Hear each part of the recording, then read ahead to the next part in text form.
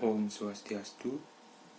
Yang saya hormati, dosen pembimbing utama saya, Ibu Sunita Devi, SE MSIAK. Kemudian dosen pembimbing pendamping saya, Ibu Lucy Sri Musmini, SE MSIAK. Dan dosen penelaah saya, Bapak Inyoman Putriase, SE MSI. Pada kesempatan kali ini, di sini saya akan memaparkan skripsi yang berjudul Pengaruh Earning Per Share, Kepemilikan Manajerial dan Posisi Kas terhadap kebijakan dividen pada perusahaan yang terdaftar di Indeks LQ45 tahun 2017 sampai dengan 2019. Adapun latar belakang masalah dalam penelitian ini adalah, pada umumnya, tujuan utama perusahaan adalah untuk memperoleh keuntungan dan untuk meningkatkan kemakmuran pemegang saham. Perusahaan dituntut untuk lebih berhati-hati dalam menggunakan dana yang tersedia agar perusahaan dapat bertahan di tengah kondisi ekonomi yang tidak stabil. Menyikapi hal tersebut, perusahaan akan berupaya untuk melakukan segala cara agar perusahaan dapat maju dan berkembang, sehingga perusahaan membutuhkan berbagai sumber dana untuk diinvestasikan pada proyek yang menguntungkan. Sumber dana tersebut didapat perusahaan dari sumber dana internal maupun sumber dana eksternal. Dalam pecking order teori oleh Meres dan Majluf menjelaskan bahwa untuk penentuan sumber dana perusahaan lebih menyukai pendanaan internal dibandingkan dengan pendanaan eksternal. Hal tersebut dikarenakan penggunaan dana eksternal yang mewajibkan perusahaan untuk mengungkapkan informasi baru kepada pemegang saham, sehingga hal tersebut tentunya dapat menurunkan harga saham. Selain untuk memperoleh keuntungan, tujuan utama perusahaan adalah untuk meningkatkan kemakmuran pemegang saham, yaitu dengan membagikan sebagian laba dalam bentuk dividen. Dalam Bird in the Hand Theory oleh Gordon dan John Lindner berpendapat bahwa investor lebih menyukai keuntungan dalam bentuk dividen dibandingkan keuntungan dalam bentuk capital gain. Hal tersebut dikarenakan dividen memiliki risiko yang lebih rendah dibandingkan dengan capital gain. Nah, permasalahan akan muncul apabila perusahaan lebih fokus dengan tujuan untuk memperoleh keuntungan dan mengabaikan kemakmuran pemegang saham. Dengan kata lain, perusahaan menurunkan besaran dividen yang dibagikan kepada pemegang saham atau bahkan tidak membagikan dividen. Kebijakan dividen tersebut tentunya akan mengecewakan bagi sebagian pemegang saham yang mengharapkan keuntungan dari dividen perusahaan. Kebijakan dividen ditentukan berdasarkan Rapat Umum Pemegang Saham atau RUPS yang ditetapkan oleh manajemen perusahaan dan kemudian disetujui oleh para pemegang saham. Kebijakan dividen perusahaan tercermin dari dividen payout ratio yang merupakan persentase laba yang didistribusikan dalam bentuk dividen tunai. Kebijakan penetapan dividen perusahaan dipengaruhi oleh beberapa faktor. Salah satunya adalah rasio earning per share. Rasio ini merupakan salah satu rasio profitabilitas yang menggambarkan besaran keuntungan perusahaan dalam setiap lembar saham. Apabila rasio earning per share meningkat, maka perusahaan akan berusaha untuk menyesuaikan rasio pembayaran dividen dengan kesempatan investasi yang dihadapi. Akan tetapi, pembayaran dividen yang cenderung konstan dan fluktuasi laba yang diperoleh perusahaan mengakibatkan dana internal terkadang lebih atau kurang untuk investasi. Oleh karena itu, untuk menghindari kekurangan dana internal tersebut, maka ketika rasio earning per share meningkat, maka kondisi tersebut merupakan kesempatan bagi perusahaan untuk memperoleh dana internal lebih, sehingga perusahaan akan menurunkan rasio pembayaran dividen dan meningkatkan saldo laba ditahan. Nah, hal tersebut menunjukkan diterapkannya pecking order teori. Selain rasio earning per share, faktor lainnya yang dapat mempengaruhi kebijakan dividen dalam penelitian ini adalah struktur kepemilikan perusahaan. Struktur kepemilikan perusahaan terdiri dari kepemilikan individu, kepemilikan manajerial, dan kepemilikan institusional. Dalam penelitian ini, peneliti berfokus pada kepemilikan manajerial. Nah, kepemilikan manajerial merupakan kepemilikan saham oleh pihak manajemen, dalam hal ini adalah direktur dan komisaris perusahaan yang mengelola perusahaan tersebut. Kepemilikan manajerial yang tinggi akan berpengaruh terhadap kebijakan dividen, karena manajemen akan merasa memiliki perusahaan tersebut Sehingga apabila manajemen melihat perusahaan dihadapkan dengan kesempatan investasi yang menguntungkan dan cenderung untuk menggunakan dana internal, maka pembayaran dividen akan dijadikan variabel pasif. Nah, hal tersebut menunjukkan diterapkannya pecking order teori.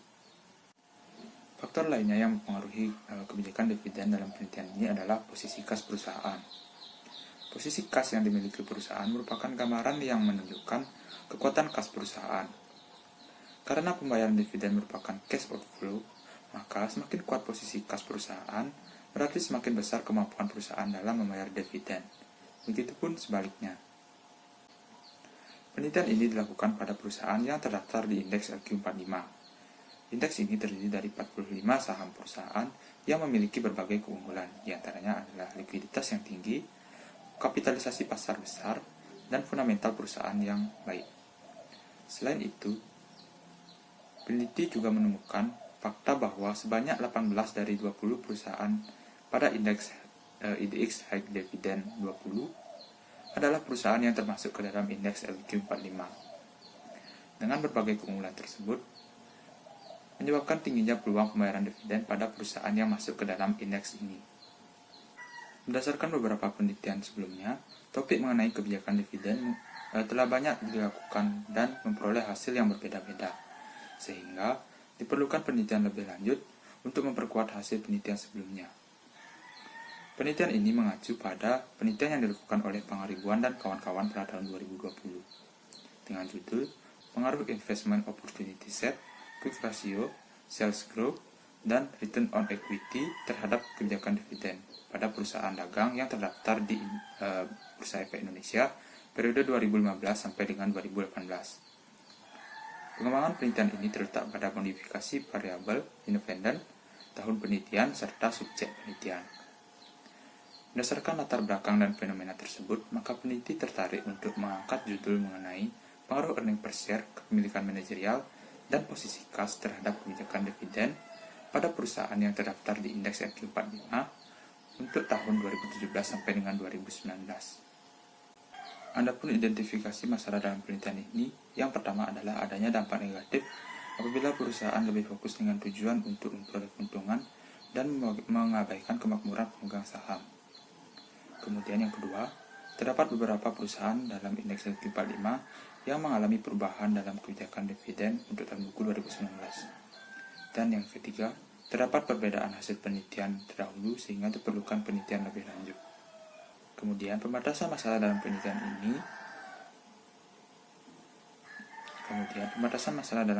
ini, peneliti akan membatasi masalah hanya pada pengaruh earning per share, kepemilikan manajerial dan posisi kas terhadap kebijakan dividen, di mana subjek dalam penelitian ini adalah perusahaan yang terdaftar di indeks LQ45 untuk tahun 2017 sampai dengan 2019. Kemudian, rumusan masalah dalam penelitian ini, yang pertama adalah apakah earning per share berpengaruh negatif terhadap kebijakan dividen. Kemudian yang kedua, apakah kepemilikan manajerial berpengaruh negatif terhadap kebijakan dividen. Dan yang terakhir, apakah posisi kas berpengaruh positif terhadap kebijakan dividen. Kemudian tujuan penelitian ini adalah yang pertama untuk mengetahui apakah earning per share berpengaruh negatif terhadap kebijakan dividen. Kemudian untuk mengetahui apakah kepemilikan manajerial berpengaruh negatif terhadap kebijakan dividen. Dan yang terakhir untuk mengetahui apakah posisi kas berpengaruh positif terhadap kebijakan dividen. Kemudian manfaat yang dapat diperoleh dari penelitian ini terdiri dari manfaat teoritis dan manfaat praktis. Selanjutnya adalah kajian teori. Yang pertama adalah pecking order teori. Teori ini menjelaskan mengapa perusahaan akan menentukan hierarki sumber dana yang paling disukai. Nah, dalam teori ini dikatakan bahwa perusahaan lebih menyukai sumber dana dalam bentuk dana internal dibandingkan dengan dana eksternal. Yang kedua adalah bird in the hand teori. Nah, teori ini menjelaskan bahwa investor lebih menyukai keuntungan dalam bentuk dividen dibandingkan dengan keuntungan dalam bentuk capital gain. Selanjutnya adalah kebijakan dividen. Kebijakan dividen adalah pengambilan keputusan yang mencakup mengenai apakah laba akan dibagikan kepada pemegang saham atau akan ditahan untuk reinvestasi dalam perusahaan. Selanjutnya adalah rasio earning per share. Rasio earning per share adalah rasio keuangan yang menunjukkan profitabilitas perusahaan dalam setiap lembar saham. Selanjutnya adalah kepemilikan manajerial. Kepemilikan manajerial merupakan pemegang saham yang terlibat langsung dalam kegiatan operasional perusahaan. Dengan kata lain, merupakan pihak insider perusahaan seperti dewan komisaris dan direksi. Selanjutnya adalah posisi kas. Posisi kas adalah rasio likuiditas yang menunjukkan kemampuan perusahaan dalam memenuhi kewajiban jangka pendeknya. Selanjutnya adalah kerangka berpikir. Untuk dapat memahami variabel-variabel yang digunakan dalam penelitian ini dan melihat bagaimana pengaruhnya, maka dapat dibentuk suatu kerangka pemikiran. Dan yang terakhir adalah hipotesis penelitian. Hipotesis dalam penelitian ini adalah variabel earning per share dan kepemilikan manajerial berpengaruh negatif terhadap kebijakan dividen, sedangkan variabel posisi kas berpengaruh positif terhadap kebijakan dividen. Selanjutnya adalah metodologi penelitian. Yang pertama adalah tempat dan waktu penelitian. Penelitian ini dilakukan pada website resmi Bursa Efek Indonesia, yaitu www.idx.co.id, dan website resmi dari masing-masing perusahaan, dengan jangka waktu penelitian selama 6 bulan. Kemudian adalah rancangan penelitian. Informasi utama penelitian ini bersumber dari perusahaan yang terdaftar di indeks MQ45.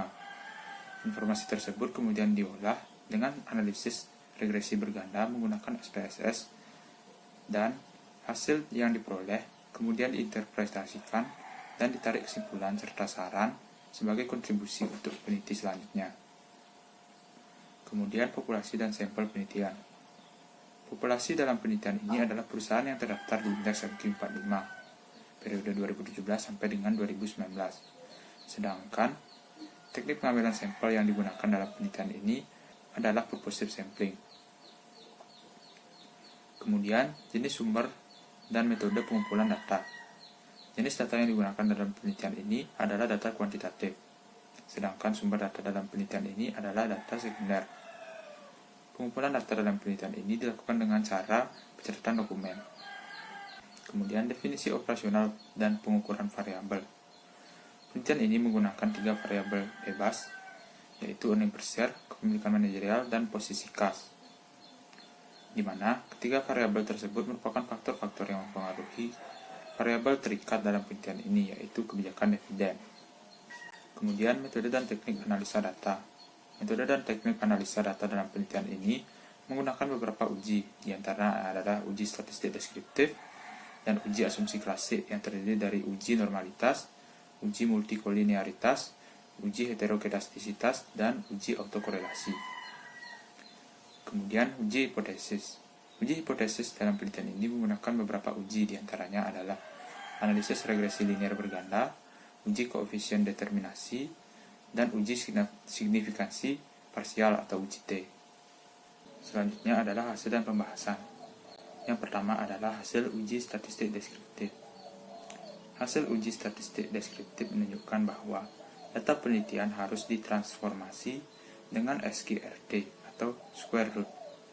Transformasi dilakukan karena data memiliki karakteristik yang unik, di mana jarak atau rentang nilai pada data sangat jauh.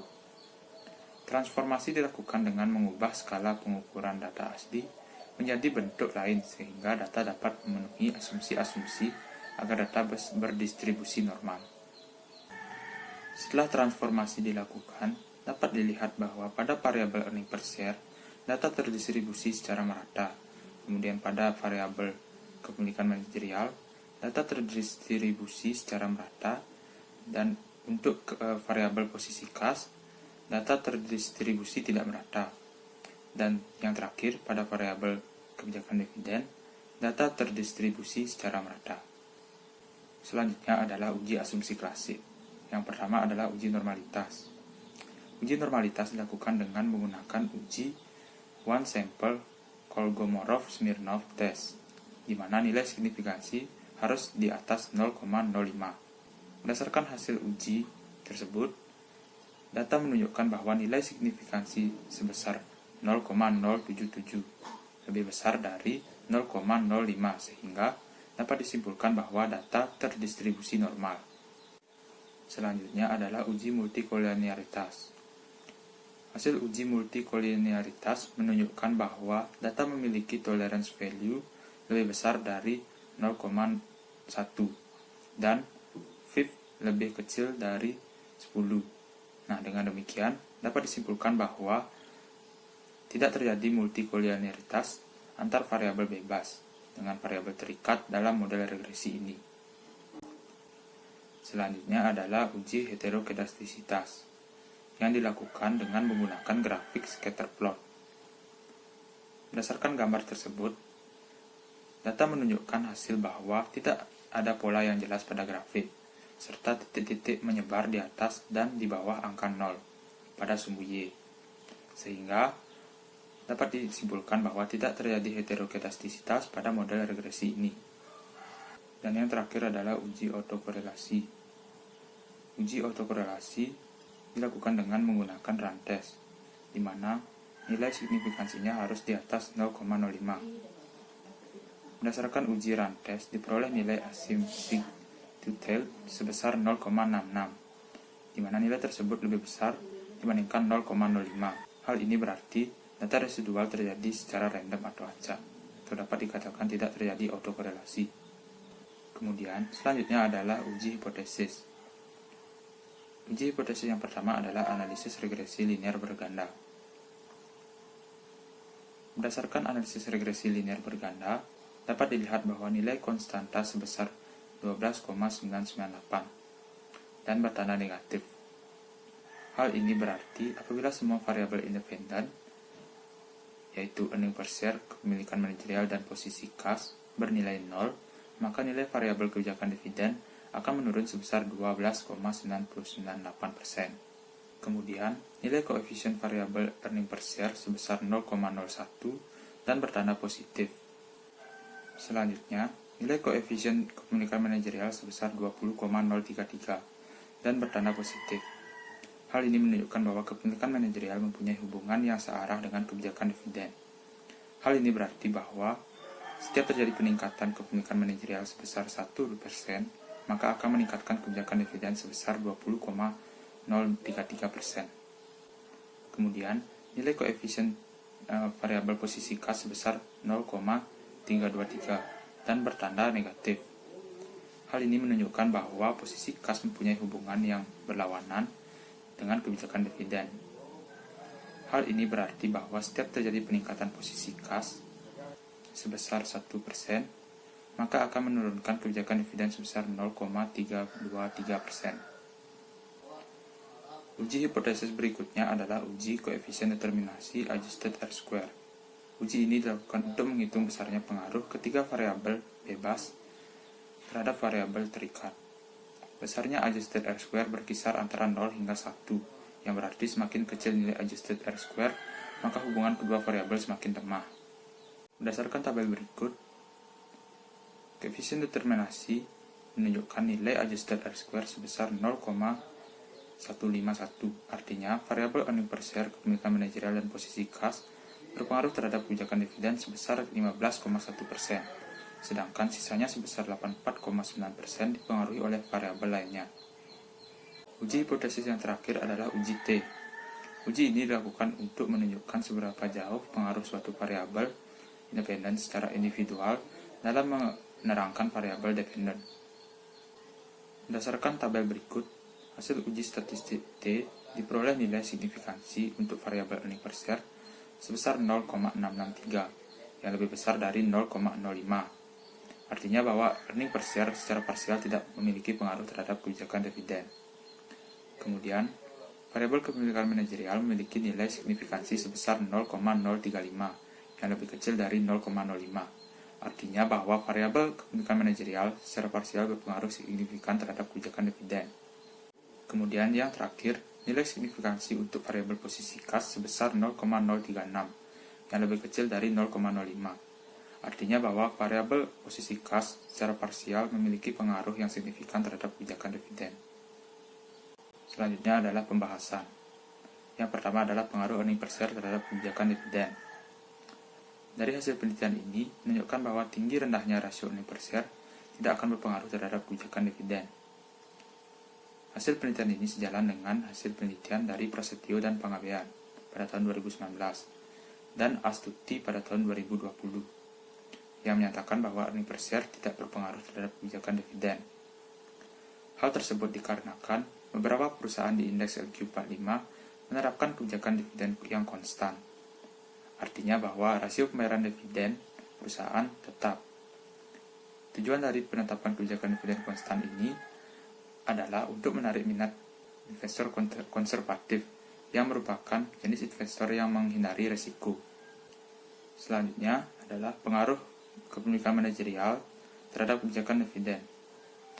Hasil penelitian ini menunjukkan bahwa perusahaan dengan kepemilikan manajerial yang tinggi maka akan berpengaruh positif terhadap kebijakan dividen. Hasil penelitian ini sesuai dengan penelitian yang dilakukan oleh Sari dan Hidayat pada tahun 2020 yang menyatakan bahwa kepemilikan manajerial berpengaruh positif terhadap kebijakan dividen. Hal tersebut dikarenakan apabila kepemilikan manajerial meningkat, maka adanya kesetaraan kepentingan antara pihak manajemen dan pemegang saham, yaitu untuk memperoleh peningkatan atau pengembalian atas investasinya. Sehingga manajemen akan memutuskan untuk meningkatkan rasio pembayaran dividen dengan tujuan untuk mengurangi risiko ketidakpastian dari keuntungan dalam bentuk capital gain. Sehingga sesuai dengan Bird-in-the-Hand teori yang menyatakan bahwa investor sangat menginginkan keuntungan yang berasal dari dividen dibandingkan dengan keuntungan yang berasal dari capital gain. Sehingga kepemilikan manajerial akan berpengaruh positif terhadap kebijakan dividen. Selanjutnya adalah pengaruh posisi kas terhadap kebijakan dividen. Hasil penelitian ini menunjukkan jika perusahaan dengan posisi kas yang tinggi maka akan berpengaruh negatif terhadap kebijakan dividen. Hasil penelitian ini sejalan dengan penelitian yang dilakukan oleh Katimah pada tahun 2018 yang menyatakan bahwa posisi kas berpengaruh negatif terhadap kebijakan dividen. Semakin tinggi posisi kas suatu perusahaan, artinya menunjukkan bahwa dana kas yang dimiliki perusahaan tidak dikelola secara baik atau maksimal untuk mendapatkan laba. Kas yang terlalu tinggi artinya perusahaan tersebut tidak dapat memanfaatkan kasnya dan berdampak pada kecilnya laba dan dapat menurunkan rasio pembayaran dividen. Selain itu, juga karena posisi kas merupakan rasio likuiditas yang digunakan untuk memenuhi kewajiban jangka pendek, maka apabila posisi kas meningkat namun kewajiban jangka pendeknya lebih tinggi dibandingkan dengan kas akhir tahun perusahaan, maka akan mengakibatkan jumlah dividen yang dibagikan kepada pemegang saham menjadi relatif sangat kecil. Selanjutnya adalah implikasi penelitian. Secara teoritis, implikasi dari penelitian ini adalah untuk menambah konsistensi hasil penelitian sebelumnya yang meneliti tentang kebijakan dividen perusahaan. Secara praktis, penelitian ini dapat memberikan pertimbangan bagi perusahaan untuk menentukan kebijakan dividen yang tidak hanya menguntungkan bagi perusahaan, melainkan juga menguntungkan bagi para pemangku kepentingan seperti pemegang saham. Informasi mengenai earning per share, kepemilikan manajerial, dan posisi kas perusahaan dapat dijadikan bahan pertimbangan bagi manajemen perusahaan dalam membuat berbagai kebijakan. Salah satunya adalah kebijakan dividen. Dan bagi investor dapat dijadikan pertimbangan untuk memutuskan dalam melakukan investasi. Selanjutnya adalah penutup. Yang pertama adalah simpulan. Berdasarkan hasil penelitian dan pembahasan yang telah diuraikan, maka dapat disimpulkan yang pertama adalah earning per share tidak berpengaruh terhadap kebijakan dividen pada perusahaan yang terdaftar di indeks LQ45. Hal ini dapat dilihat dari nilai signifikansi yang lebih besar dari 0,05, yaitu sebesar 0,66. Hasil penelitian ini sejalan dengan penelitian sebelumnya yang dilakukan oleh Astuti pada tahun 2020 dan penelitian yang dilakukan oleh Prasetyo dan Panggabean pada tahun 2019. Yang kedua adalah kepemilikan manajerial berpengaruh positif dan signifikan terhadap kebijakan dividen. Yang kedua adalah kepemilikan manajerial berpengaruh positif dan signifikan terhadap kebijakan dividen pada perusahaan yang terdaftar di indeks LQ45. Hal ini dapat dilihat dari nilai signifikansi sebesar 0,035 yang lebih kecil dari 0,05. Hasil penelitian ini selaras dengan penelitian sebelumnya yang dilakukan oleh Sari dan Hidayat pada tahun 2020. Kemudian yang ketiga adalah posisi kas berpengaruh negatif dan signifikan terhadap kebijakan dividen pada perusahaan yang terdaftar di indeks LQ45. Hal ini dapat dilihat dari nilai signifikansi sebesar 0,036 yang lebih kecil dari 0,05. Hasil penelitian ini selaras dengan penelitian sebelumnya yang dilakukan oleh Khatimah pada tahun 2018. Selanjutnya adalah saran. Adapun saran yang diberikan peneliti pada penelitian ini adalah sebagai berikut. Yang pertama adalah bagi perusahaan. Perusahaan diharapkan agar tidak hanya mampu meningkatkan kinerja perusahaan, tapi juga mampu untuk mensejahterakan pemegang saham. Perusahaan harus mampu menyeimbangkan kedua aspek tersebut karena keduanya merupakan tujuan utama perusahaan. Apabila perusahaan memperoleh kinerja yang baik, dalam hal ini adalah rasio earning per share yang bertumbuh setiap tahunnya, kemudian manajemen ikut serta dalam kepemilikan manajerial perusahaan yang mereka kelola, dan posisi kas perusahaan kuat namun lebih tinggi dibandingkan dengan kewajiban jangka pendeknya, maka perusahaan dapat mengeluarkan kebijakan dividen yang terbaik, sehingga tujuan dari perusahaan, manajemen perusahaan, dan pemegang saham dapat terpenuhi. Yang kedua yaitu bagi investor. Bagi investor, hasil penelitian ini dapat dijadikan pertimbangan dalam mengambil keputusan investasi. Namun sebaliknya, investor juga melihat faktor-faktor lain yang berpengaruh terhadap rasio pembayaran dividen, karena banyaknya penelitian yang sama namun memiliki hasil yang berbeda, yang disebabkan oleh beberapa faktor, baik faktor eksternal maupun faktor internal. Yang ketiga adalah bagi peneliti selanjutnya. Peneliti selanjutnya yang ingin melakukan penelitian dengan topik yang sama diharapkan dapat mengembangkan penelitian ini dengan menggunakan variabel-variabel yang tidak digunakan dalam penelitian ini. Baik, sekian pemaparan dari skripsi saya. Apabila saya ada salah kata, saya mohon maaf, dan saya tutup dengan Pramo Santi. Om Santi Santi Santi Om.